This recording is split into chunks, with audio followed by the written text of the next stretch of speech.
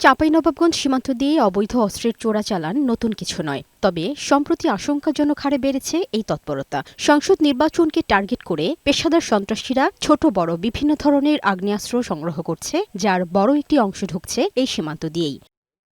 স্থানীয়দের আশঙ্কা, নির্বাচনের আগে অবৈধ অস্ত্রের ব্যবহার বেড়ে গেলে পরিস্থিতি নিয়ন্ত্রণের বাইরে চলে যেতে পারে। তারা বলছেন, অস্ত্রের চোরাচালান বন্ধে আইনশৃঙ্খলা রক্ষাকারী বাহিনীর জোরালো অভিযান জরুরি। যে লুট হওয়া অস্ত্র এবং যেগুলো আসছে এগুলো আমরা উদ্ধার এবং বন্ধ চাই। প্রশাসনের কাছে একটা অনুরোধ, আপনারা একটু তদন্ত করে দেখেন এই অস্ত্রগুলো কোথায় যাচ্ছে, কি কাজে ব্যবহৃত হচ্ছে। তবে নির্বাচনকে কেন্দ্র করে অস্ত্রের এই চোরাচালানকে গুরুত্বের সঙ্গে দেখছে সীমান্তরক্ষী বাহিনী বিজিবি। সম্প্রতি একাধিক অস্ত্রের চালান জব্দের পর বিজিবি কর্মকর্তারা জানান, নির্বাচনকে ঘিরে দেশের আইনশৃঙ্খলা পরিস্থিতি অস্থিতিশীল করতে এসব অস্ত্র ব্যবহার করার পরিকল্পনা ছিল।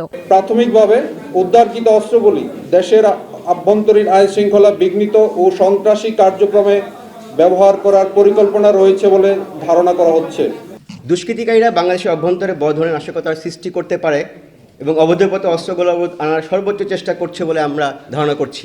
এদিকে পুলিশ জানিয়েছেন, নির্বাচনের আগে পরে যে কোনো ধরনের সহিংসতা রোধে বিশেষ পরিকল্পনা নেওয়া হয়েছে। যারা আসলে অস্ত্র ব্যবসার সঙ্গে জড়িত বা এই জাতীয় কর্মকাণ্ডের সাথে যুক্ত আছে তাদের তালিকা আমরা করেছি এবং আমাদের অভিযান অব্যাহত আছে। বিজিবির তথ্য অনুযায়ী গেল বছরের ডিসেম্বর থেকে এ পর্যন্ত চাঁপাইনবাবগঞ্জ সীমান্ত এলাকা থেকে 11টি বিদেশি পিস্তল, 17টি ম্যাগাজিন এবং 50 রাউন্ড গুলি জব্দ করা হয়েছে। লামিয়া আক্তার, বৈশাখী সংবাদ।